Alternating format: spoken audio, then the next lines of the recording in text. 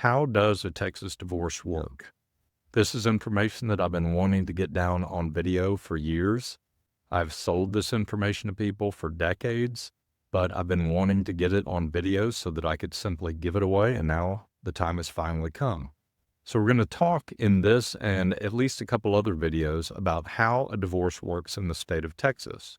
I'm not going to talk in this video at length about the fact that I tell you all of this information, not because I want you to get a divorce, not because I hope you end up in a divorce. I hope nobody ends up in a divorce. I hate divorces. I have another video that will explain that. So for years, I've been wanting to explain to people how divorces work in the state of Texas because there's so much misunderstanding and because people sometimes suffer from the fact that there's that misunderstanding. In this first video, we're going to talk about the first part of it, which is the procedural aspects of a Texas divorce. There are the procedural aspects, and then there are also the substantive aspects.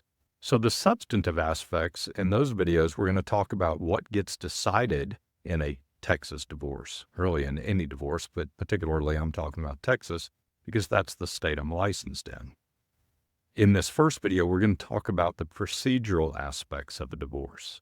So the very first thing to understand about a divorce is that it is a lawsuit. All divorces are lawsuits. I don't care what kind of divorce you think you're getting. I don't care what kind of marketing is out there talking to you about an agreed divorce, an uncontested divorce, a collaborative divorce, a mediated divorce. I don't care. If you get a divorce in the state of Texas, you are going to be involved in a lawsuit. It is a particular type of lawsuit, so it's a little bit different, very different, than most lawsuits in the state of Texas. The person filing the case is not called the plaintiff. The person responding to the initial filing is not called the defendant. We call them petitioner and respondent in a divorce case. So that's the first difference. But in a lot of other ways, a Texas divorce, because it's a lawsuit, is similar to other lawsuits. And the first way it is this. Because it is a lawsuit, it can only end in one of two ways. You're either going to come to a settlement or you're going to end up in trial. There is no other choice. Years ago, I used to have people that would come in for consultations, and I would talk to them and I would say, well, if you get in this situation and you're able to settle, and they'd say, oh, no, there's no way we're going to settle our case. I'd say, okay, well, then when you end up in trial, and they're like, no, I don't want to go to trial. Well, the sad news is those are the only two choices. You're either going to settle your case or you're going to end up in trial. You can settle your case through a number of different mechanisms. You can have what we call a kitchen table divorce, where it's simply the husband and wife sitting down and agreeing to pretty much all of the terms of the divorce. You can have a negotiated divorce, where both sides have an attorney and the attorneys negotiate back and forth. Sometimes they trade decrees back and forth. We'll talk about that later. Sometimes they don't. You can have a mediation. You can have a collaborative divorce. There are some other forms of ADR, what we call alternative dispute resolution, that can be used, and those can end up in a settlement of the case. You can just settle at the last minute right before you go to trial. But at the end of the day, it is one of two results. You either settle your case, meaning everybody agrees that they're going to sign off on an agreed decree of divorce, or you end up in trial. Those are the only two choices. So one of the things that helps answer is this. It's not helping a friend of yours that's going through a divorce to tell them just get it over with if they tell you that the other side will not agree. If they say it doesn't matter what I offer, they won't agree to it. Well, then telling your friend to just get it over with because that's what's best for them doesn't really help, because the only way they're going to get it over with is to get it to trial. So settlement or trial, those are the only two options that you have. Another thing to remember about the case being a lawsuit is this. It has to have three parts to it. You have to have the petition, which is the initial filing in the case. It's a document that is filed with the court system. Again, it is filed in every case. I don't care what kind of divorce, what label you stick on the divorce, every divorce has to have a petition. You also have to have a decree. At the end of the case, you have a document called the decree. So it can be labeled an agreed decree of divorce, final decree of divorce, agreed final decree of divorce, whatever. It's a decree. So you have the petition, which is the document on the front end, and you have the decree, which is the document that ends the case on the back end. You have to have both of those in every case. And then you have to have a third thing. So you have to have the other person made aware of the case. It can either be done with formal service, where you have a constable or sheriff or private process server go knock on the person's door, find them sitting in their car in the driveway, catch them at work, catch them at the gym, whatever. You can have somebody served a number of different ways, but you don't have to have somebody served in every case, but you do have to make them aware of the case. So sometimes what's done is the service or the knowledge of the case by the third party is done with what we call a waiver of service, meaning they sign a document saying, I understand I have a right to be formally served, but I don't want to be formally served. Those can be used in a number of cases, but you do have to be careful if you're being asked to sign a waiver, because you got to know what it is that you're waiving. You've got to know what rights you are giving up. That's what you are doing, is you are waiving certain rights. So that's a good time to talk to an attorney if you're being asked to sign a waiver. So those are the only three things that you have to have in a divorce, but every divorce, again, doesn't matter what kind, every divorce has to have those three parts to it. So you only have to have those three parts to have a divorce from beginning to end. You do have to have those, but the other thing to know is that you can have everything that you can have in any other kind of lawsuit, meaning you can have all kinds of written discovery. You can have requests for admission, you can have requests for disclosure, you can have requests for production, you can have interrogatories, you can have requests for inspection, you can have written depositions, you can have oral depositions. There are a number of methods that can be used in any lawsuit to find out what information the other side has, what things they know, what documents they have, all of those kinds of things. So you can have all of that discovery done in a divorce case. You can have motions, just like you have in other cases. You can have motions for summary judgment. You can have motions for dismissal. You can have all kinds of motions, motion for bifurcated trial. All kinds of a motion practice can happen in a divorce case.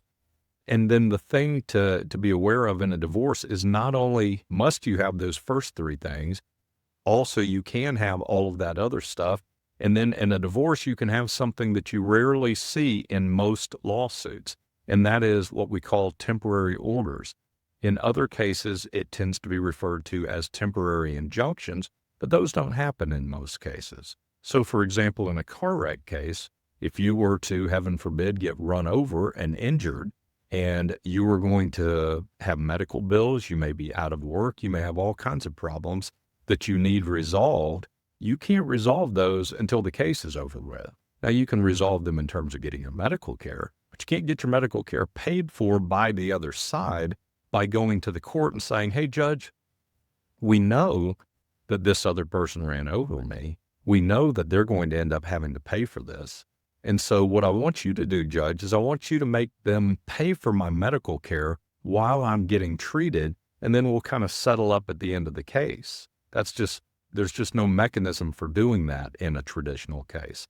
In a divorce, there is. The thing that makes a divorce very, very different, sometimes much more costly, oftentimes much more costly, even not in terms of attorney's fees and things, just in terms of out-of-pocket money for the people going through it, is the temporary orders that are available in a divorce.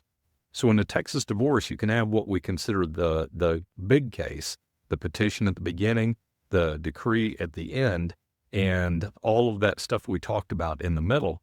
But you can also have the case within the case, the temporary orders. And so the way that works, what that looks like in a case, is the case starting, and then right at the outset, one side or the other side or both sides going into court and saying, judge, we know we're going to decide all this stuff at the end of the case, but we don't want to wait till the end of the case to have certain resolution. You can't. You've got children to deal with. You've got bills that need to get paid.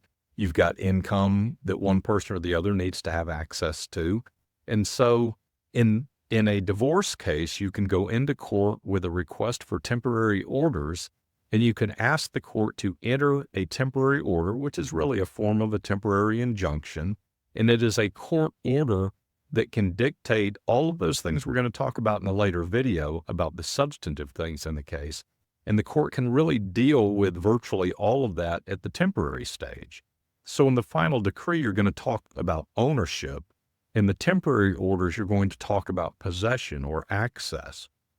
And first of all, talking about property. So at the end, you're going to talk about who ends up owning a particular vehicle or a particular piece of real estate. In the temporary phase, you're talking about who's going to possess it while the case is going on, who's going to have access to it. And if you think about that with money, it's really the same thing. It's who's going to have access to what money. So the court can order temporary possession of the home. The court can order a temporary possession of vehicles. The court can order temporary possession of other real estate. And then the court can also order temporary child support and temporary spousal support. Temporary spousal support can be a real big ticket item in the state of Texas because there are very few rules on temporary support. When you get to the final decree, and we'll talk about this in another video, in the final decree, there are real strict parameters about what the court can do and not do when it comes to ordering what we call spousal maintenance in the final decree. But at the temporary stage, there are very few rules. So arguably, a court can order somebody to pay more money in temporary support than they make. And that can happen in a case because, for example, husband can come into court and say, Judge, yes, I work for myself and I only make $5,000 a month. And then the wife can come into court and say, he's lying, Judge. He makes $10,000 a month. And then the court can order that the husband pay the wife in temporary support $7,500 a month. Well, if the wife is telling the truth and it's really $10,000, then the husband still has $2,500 a month left after paying that temporary support to pay his own bills. But if the husband's the one telling the truth and he only makes $5,000 a month and now he's ordered to pay $7,500 a month, that can create a big mess and cause a lot of problems in the case. But it is possible, and it's very difficult to get that undone.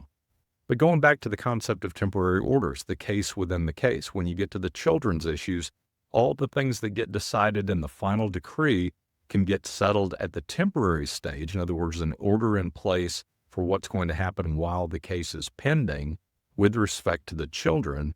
And it can govern what happens in terms of the temporary possession of the children, temporary access to the children, temporary child support, temporary rights and duties, who's getting to make what decisions, and all of that.